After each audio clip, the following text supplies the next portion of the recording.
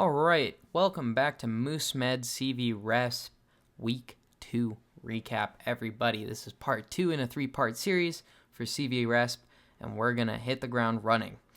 All right, so let's start with the hierarchy, because if you don't understand this, nothing in ECG or arrhythmias will make sense.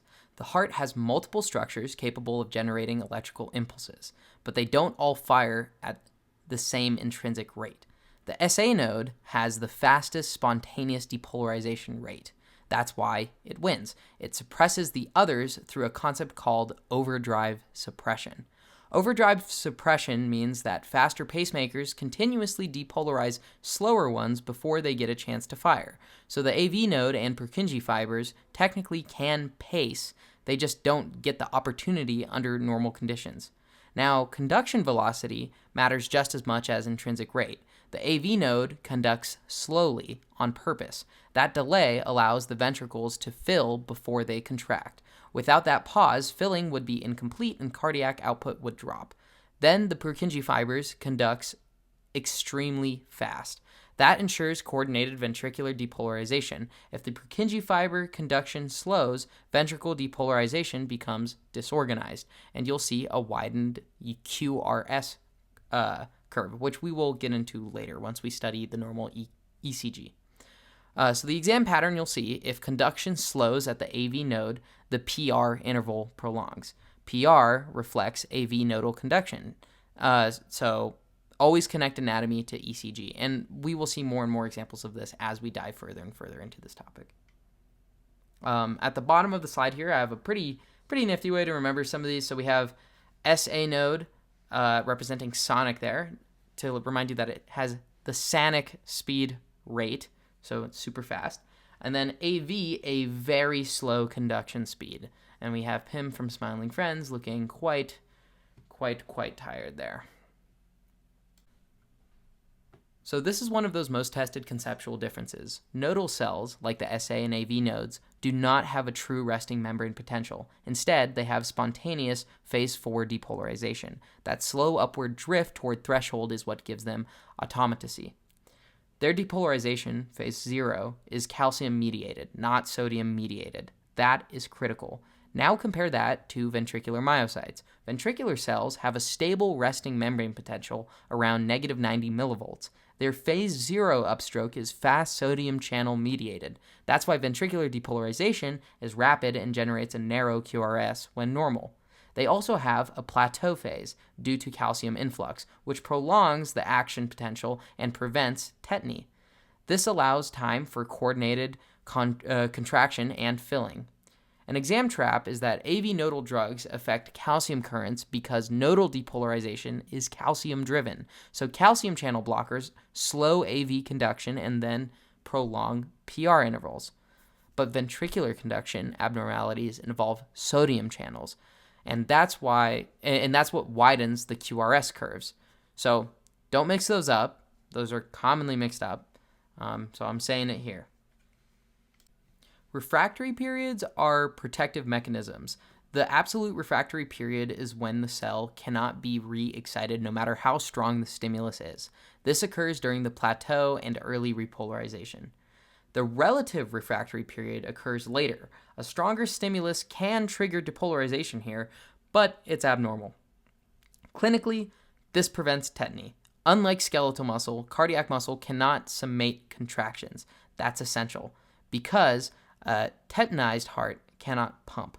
Re-entry arrhythmias exploit differences in refractory timings. If one region repolarizes faster than another, a circulating wave of depolarization can persist. So refractory heterogeneity creates arrhythmogenic potential. Sympathetic stimulation through beta-1 receptors increases heart rate, increases conduction velocity, and shortens AV delay. Mechanistically, it increases calcium influx and steepens phase 4 depolarization in nodal cells.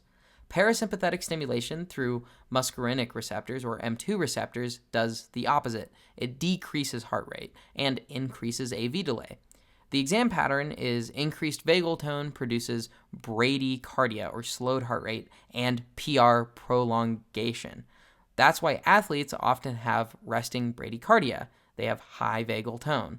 Always think nodal tissue responds to autonomics through calcium modulation. So now we connect electricity to mechanics. The P wave is atrial depolarization. So mechanical atrial contraction follows shortly after this. The PR interval represents AV nodal delay. During that time, ventricles are filling.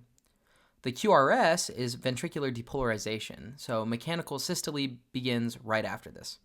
The ST segment corresponds to ventricular plateau phase. This is when the ventricles are actively ejecting blood. The T wave is ventricle repolarization, so mechanical relaxation then follows. So the high yield concept here is mechanical events lag electrical events, and depolarization triggers contraction. It does not equal contraction, okay? So it's a cause and effect. Honestly, I would just know this chart, put it on some flashcards, get it in your dome. So again, just some things for you to memorize. These numbers are just pure exam material. So PR should be around 120 to 200 milliseconds. If it's longer, you want to be thinking AV nodal delay, which should be a first degree block. Then you have QRS, which should be less than 120 milliseconds. If it's wider than that, you want to be thinking ventricular origin or bundle branch block. Okay, and we'll get into these blocks later. They have a whole slide of their own, so don't worry. I'm just bringing this up again for just that repetition. And then QT is rate dependent. Okay, so the distance between the Q peak and the T peak is rate dependent. Faster heart rates shorten that QT interval. So exam shortcut would be PR equals nodal conduction, QRS equals ventricular conduction. All right.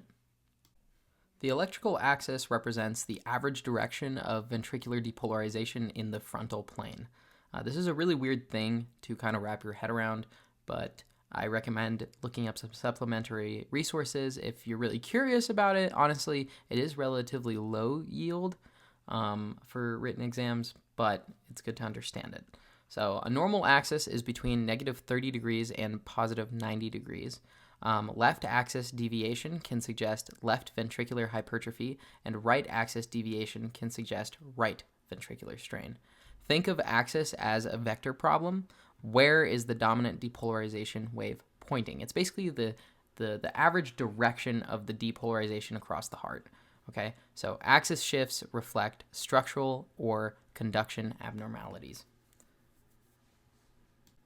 So when reading ECGs, don't overcomplicate it. Step 1 is the rate fast, slow, normal. Step 2 is the rhythm regular or irregular. Those two questions narrow your differential dramatically. Everything else will build on that. So for the atrial fibrillation pattern, which is just the most common one that they're going to be testing, so atrial fibrillation is characterized by an irregular rhythm. There are no organized P waves because atrial depolarization is chaotic. So the ventricles respond variably because the AV node filters impulses inconsistently. Mechanistically, this results from disorganized atrial electrical activity.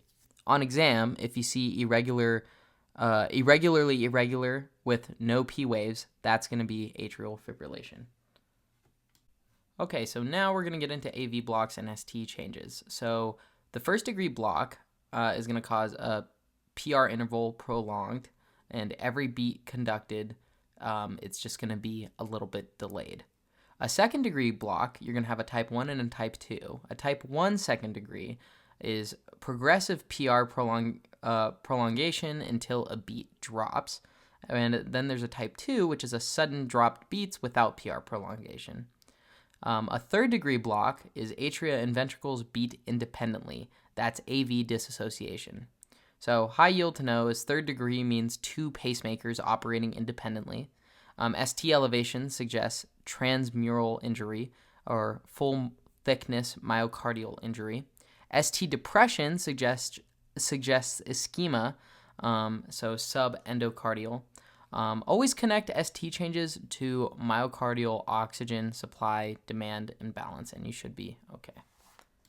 All right, now we shift from electricity and ECG tracings to what the heart is actually doing mechanically. The cardiac cycle is basically 4 repeating phases, and the easiest way to not get lost is to anchor everything on 2 questions. Are the ventricles filling or ejecting? And are the valves opened or closed? Phase 1 is filling. Ventricular pressure is low, AV valves are open, blood moves from atria to ventricles. This is diastole, and it's mostly passive, with atrial contraction giving the final little top-off. Phase 2 is isovolumetric contraction. This is the moment ventricles start to contract. Pressures rise sharply and the AV valves snap shut, but the semilunar valves are still closed. So volume is not changing here yet. Pressure is. Isovolumetric, right? Phase 3 is ejection. Once ventricular pressure exceeds aortic pulmonary pressure, the semilunar valves open and blood leaves the ventricle. This is the actual work portion that creates stroke volume. Phase 4 is isovolumetric relaxation. Ventricles relax, pressure falls, the semilunar valves close, and again, all valves are closed so volume is constant while pressure drops. Once ventricular pressure drops below atrial pressure, AV valves open and we're back to filling. So the high-yield exam move. If you can say which valves are opened or closed in each phase, you can answer a huge chunk of cardiac cycle questions. Most mistakes come from mixing up the 2 isovolumetric phases. Remember, isovolumetric means all valves are closed, pressure changes, volume doesn't. Okay? So this slide is where students either finally understand the cardiac cycle or stay confused. So make sure to pay it some attention. Valve movement is entirely pressure driven. Valves do not open because the heart tells them to. They open because pressure gradients flip. AV valves close when ventricular pressure exceeds atrial pressure. That marks the start of systole and produces S1. Then ventricular pressure rises during isovolumetric contraction. When ventricular pressure exceeds aortic pressure, the semilunar valves open and ejection begins. Semilunar valves close when aortic pressure exceeds ventricular pressure. That's the end of systole and produces S2. The high-yield anchor here is all valves are closed during the isovolumetric phase. If volume isn't changing, valves must be closed. Exam move. So if you're asked what the LV volume is doing during S1, it's not changing yet, right? That's isovolumetric contraction. So if they ask when diastole begins, it begins when the semilunar valves close, right? So then you can actually start filling.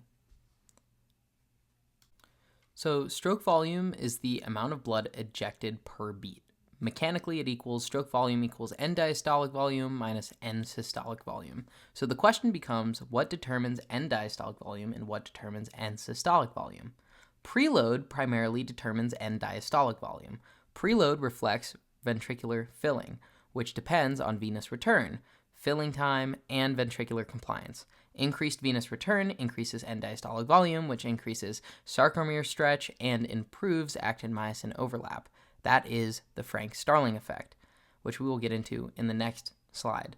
Afterload primarily influences end systolic volume. Afterload is the pressure the ventricle must overcome to eject blood, essentially aortic pressure or total peripheral resistance. If afterload increases, the ventricle ejects less, so end systolic volume rises and stroke volume falls. Contractility determines how much the ventricle empties at a given preload. Increased contractility lowers end systolic volume because the heart ejects more forcefully. So a high-yield exam mindset to have is preload moves end diastolic volume, afterload and contractility move end systolic volume. So cardiac output equals heart rate times stroke volume. But stroke volume isn't static, it's dynamically regulated. The Frank-Starling relationship shows that as ventricular end diastolic volume increases, stroke volume increases, up to a physiological limit. So mechanistically, stretching the myocardium increases calcium sensitivity and improves cross-bridge formation. On the graph, preload is on the x-axis, and stroke volume or ventricular performance is on the y-axis. Now here's the crucial distinction. Moving along a curve represents changing preload. Shifting the entire curve up or down represents changing contractility. In exercise, contractility increases. The curve shifts upwards. So at the same preload, the heart ejects more. In heart failure, contractility decreases. The curve shifts downward. Even with increased preload, performance is limited. So the exam logic you want to be applying here is that preload determines position on that curve. Contractility determines which curve you're on. High output states occur when systemic resistance is low. When total peripheral resistance falls, afterload falls, and the heart can eject more easily. Low output states occur when either the pump is weak, reduced contractility, or venous return is reduced, low preload. Distinguish these. Low output plus high filling pressure means pump failure. Low output plus low filling pressures would mean hypovolemia or reduced venous return. So an exam integration to be mindful of is if cardiac output is low and total peripheral resistance increases, mean arterial pressure might temporarily be preserved. That's compensation happening. If both cardiac output and TPR fall, mean arterial pressure collapses. At steady state, cardiac output must equal venous return. Otherwise, blood would accumulate in either the pulmonary or systemic circulation. The operating point is the intersection of cardiac function curve and the venous return curve. The venous return equation is venous return equals PSF minus RAP all over RVR. So PSF is mean systemic filling pressure, which reflects how much the vasculature is filled and the tone of the veins. RAP means right atrial pressure, which opposes venous return. So if RAP increases, the pressure gradient driving venous return falls. Okay? So RVR is resistance to venous return. So this will reflect venous resistance. So the critical exam concept to kind of take home is the x-intercept of venous return of the venous return curve equals mean systemic filling pressure, or PSF. That is the pressure at which venous return would be 0. If right arterial pressure rises to equal mean systemic filling pressure, flow will then stop. So this slide is about how the system shifts curves. And this is where most exam questions tend to live. So first, volume. Increasing blood volume increases mean systemic filling pressure, or PSF. Remember, PSF represents how full the system vasculature is and how much pressure is pushing blood back toward the heart. When volume increases, PSF increases. That shifts the venous return curve to the right. A rightward shift means that any given right atrial pressure venous return is higher. Because cardiac output must equal venous return at steady state, cardiac output increases. Hemorrhage does the opposite. Volume drops, PSF drops, the venous return curve shifts to the left, and cardiac output will fall. Now, sympathetic effects. Sympathetic activation does 3 coordinated things. First, it increases contractility. That shifts the cardiac function curve upward, meaning at the same preload, stroke volume is higher. Second, it increases PSF by decreasing venous compliance. Veins constrict, pushing blood toward the heart. That shifts the venous return curve to the right. Third, it decreases venous compliance directly, again, mobilizing blood centrally, right? So sympathetic stimulation increases cardiac output from both sides of the equation. It improves pump function and increases venous return. So the high yield integration to keep in mind is volume changes only shift the venous return curve. Contractility changes only shift the cardiac function curve. Sympathetic stimulation shifts both. That distinction is extremely testable. So moving on to Ohm's law of circulation, flow equals pressure difference divided by resistance. In systemic circulation, flow equals cardiac output. So mean arterial pressure equals cardiac output times total peripheral resistance. Total peripheral resistance primarily resides in arterioles. If total peripheral resistance increases and cardiac output remains constant, mean arterial pressure will increase. So if cardiac output increases and total peripheral resistance remains constant, mean arterial pressure will then increase. If both decrease, mean arterial pressure falls dramatically. The equation integrates everything from earlier slides. Basically, this is just algebra. If you know this equation, you're going to be able to logic your way through a lot of these problems. So pulse pressure equals systolic minus diastolic pressure. It reflects two major variables, stroke volume and arterial compliance. Increased stroke volume increases pulse pressure. Decreased arterial compliance, like in aging or stiff arteries, increases pulse pressure because arteries cannot buffer systolic pressures. So narrow pulse pressure suggests low stroke volume, like shock or severe heart failure. So your exam integration will be pulse pressure tells you about stroke volume and compliance, not mean arterial pressure directly. Mean arterial pressure is the pressure that actually drives blood into tissues. It's not systolic pressure and it's not diastolic pressure. It's the weighted average over the cardiac cycle. The approximation we use is MAP is about equal to dBp plus 1/3 pulse pressure. And pulse pressure is systolic minus diastolic pressure. Why is it weighted towards diastole? Because at normal heart rates, the heart spends more time in diastole than systole. So diastolic pressure contributes more to that average. Now, the most important relationship. Mean arterial pressure equals cardiac output times total peripheral resistance. So if MAP is low, something is either wrong with cardiac output, TPR, or both. Cardiac output depends on heart rate and stroke volume. Total peripheral resistance depends mostly on arteriolar tone.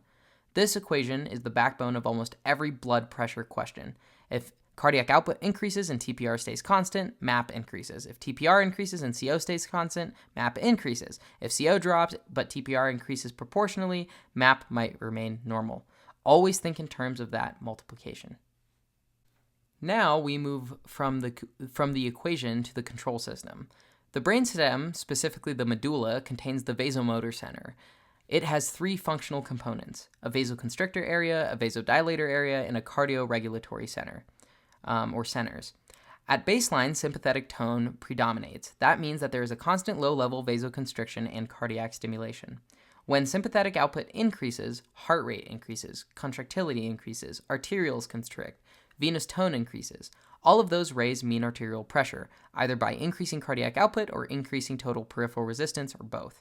Parasympathetic activity mainly slows heart rate. It does not significantly control systemic vascular resistance. This system operates quickly, seconds to minutes. It is rapid response mechanism for maintaining blood pressure. So the high-yield integration will be a drop in mean arterial pressure leads to reduced baroreceptor firing, which increases sympathetic output from this center, restoring mean arterial pressure. Neural control is fast. Renal and hormonal control is slower and longer term. Keep those timescales separate. Okay, so this slide is about rapid reflex control of blood pressure. Start with the baroreceptors. These are stretch receptors located in the carotid sinus and aortic arch. They respond to changes in arterial pressure, specifically stretch. If mean arterial pressure increases, stretch increases. Baroreceptor firing increases. Increased firing signals the medulla to decrease sympathetic output and increase parasympathetic tone. The result is going to be a decreased heart rate, decreased contractility, and vasodilation. Mean arterial pressure will then come back down. If mean arterial pressure decreases, firing decreases. That disinhibits the vasomotor center, increasing sympathetic tone. Heart rate will then increase, contractility will increase, arterioles will constrict, and mean arterial pressure will rise fast. So again, this is fast, like within seconds. Now we have the chemoreceptors. Peripheral chemoreceptors in the carotid body and aortic arch respond to decreased oxygen, increased carbon dioxide, and increased pH, or decreased pH. Increased hydrogen ions, but it would be decreased pH. They signal through cranial nerve 9 and 10 to the medulla. Their primary effects is increased ventilatory drive, but they also increase sympathetic tone when oxygen is low or CO2 is high, especially in severe hypotension. So a high-yield distinction would be baroreceptors respond to pressure, and chemoreceptors are the guys that are going to respond to blood chemistry.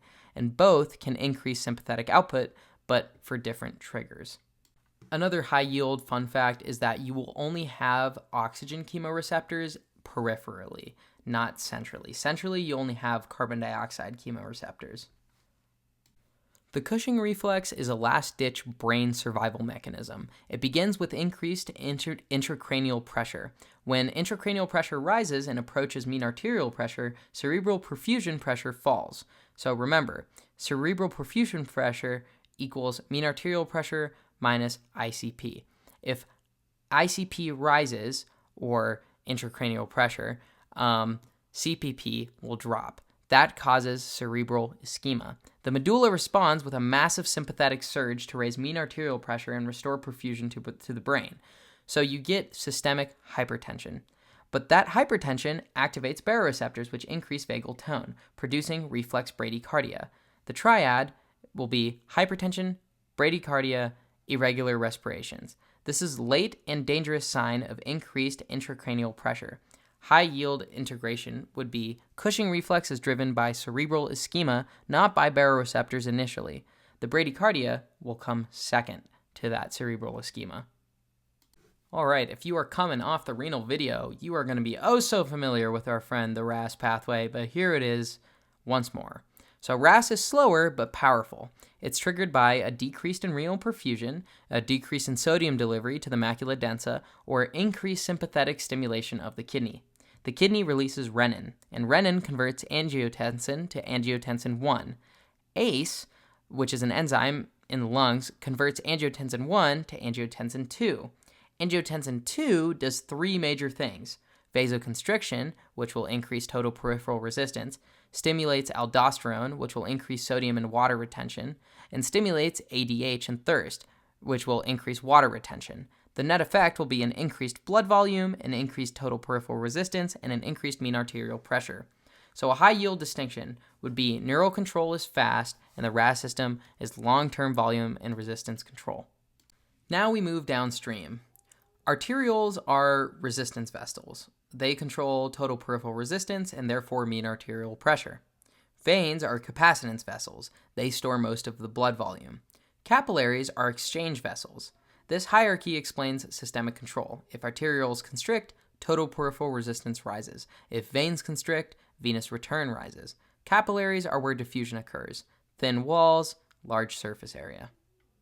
Velocity is inversely proportional to cross-sectional area. Total cross-sectional area is highest in capillaries, so velocity is slowest there, which allows time for exchange. Reynolds number predicts turbulence.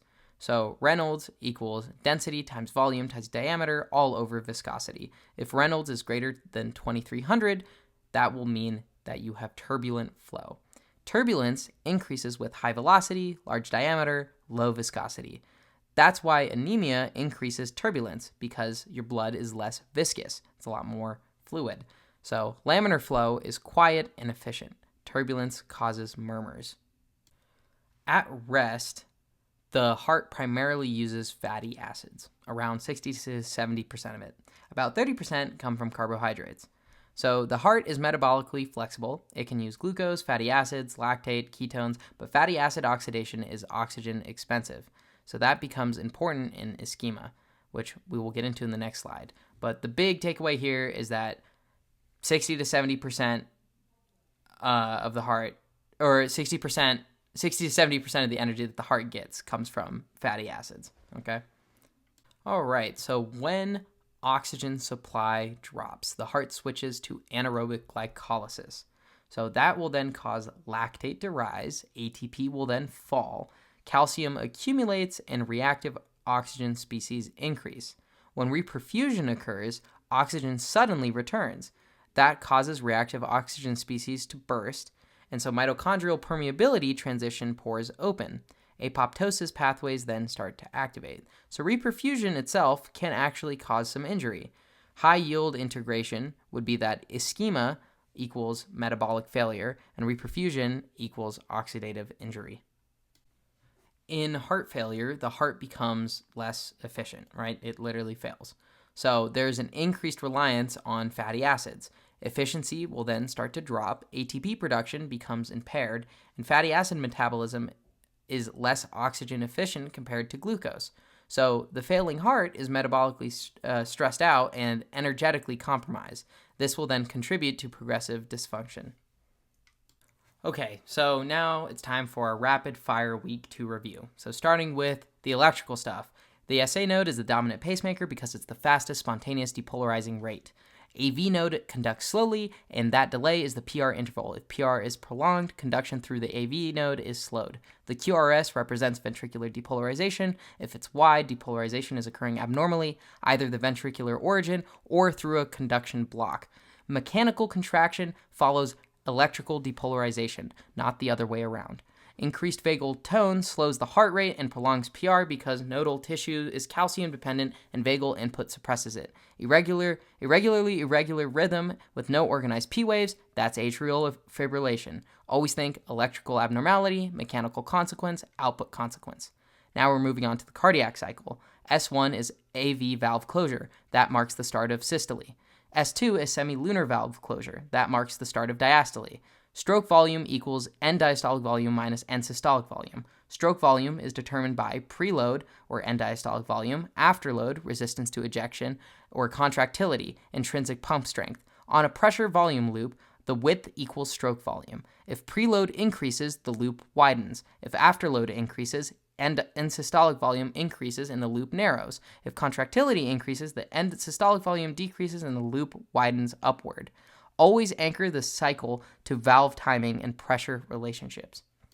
Okay, cardiac output and venous return. Cardiac output equals heart rate times stroke volume. Cardiac output always equals mean arterial pressure divided by total peripheral resistance. At steady state, cardiac output equals venous pressure. Venous return is driven by venous return equals PSF minus RAP over RVR. Mean systemic filling pressure reflects volume and venous tone. Increasing volume increases PSF, which increases venous return and increases cardiac output. Sympathetic stimulation increases contractility, which means the cardiac curve up.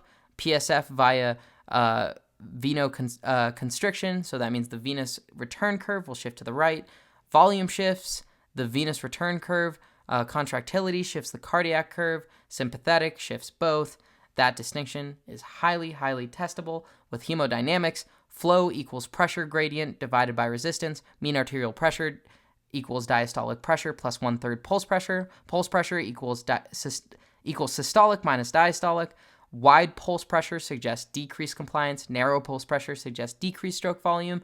Velocity is inversely proportional to total cross-sectional area. Slowest velocity occurs in capillaries because total surface area is highest there. Reynolds number greater than 2300 predicts turbulence. Turbulence increases with high velocity, large diameter, low viscosity. Laminar flow is efficient. Turbulence creates murmurs. Okay, now we have neural regulation. So if mean arterial pressure increases, baroreceptor firing increases and sympathetic tone decreases. If mean arterial pressure decreases, sympathetic tone increases. Chemoreceptors activate with low oxygen, high carbon dioxide, and low pH. They increase ventilatory drive and sympathetic output. Cushing triad is going to be hypertension, bradycardia, irregular respirations. It begins with increased intracranial pressure, causing cerebral ischemia, which triggers massive sympathetic activation. RAS pathway provides long-term pressure control via vasoconstriction and volume retention. Neural equals fast. RAS pathway is sustained. Finally, we have cardiac metabolism. At rest, the heart primarily uses fatty acids. Ischemia forces a shift to anaerobic glycolysis, increasing lactate. ATP will then drop. Calcium accumulates. Reactive oxygen species increase. Reperfusion causes a reactive oxygen species burst and mitochondrial injury. In heart failure, there is increased reliance on fatty acids, decreased efficiency, and ATP depletion. Metabolic stress worsens mechanical dysfunction. So electrical will then cause mechanical, which will then cause pressure, which will then cause metabolic process problems. And that's pretty much the chain you want to follow. Oh my gosh, I know that was a lot of stuff. I feel like freaking Slim Shady right now. But we're chugging on through it. One more week to go. You guys got this. Oh my gosh. So once again, thank you so much for joining me here at MooseMed for CVRESP Week 2 Recap. Once again, this is part 2 in a 3-part series. We have one more to go, and then that is CVRESP recapped and in the bag. If you have been watching with me since the beginning of this, thank you so much. I really appreciate you coming back and watching through these. I know CVRESP is a little less fun than the other ones, but I wanted to get this out in time for the exam. So prioritized content over silly goofiness. But I really appreciate you guys. Thank you again for stopping by MooseMed, where we take medicine by the horns. But again, for all intents and purposes, moose have antlers. See you guys next time.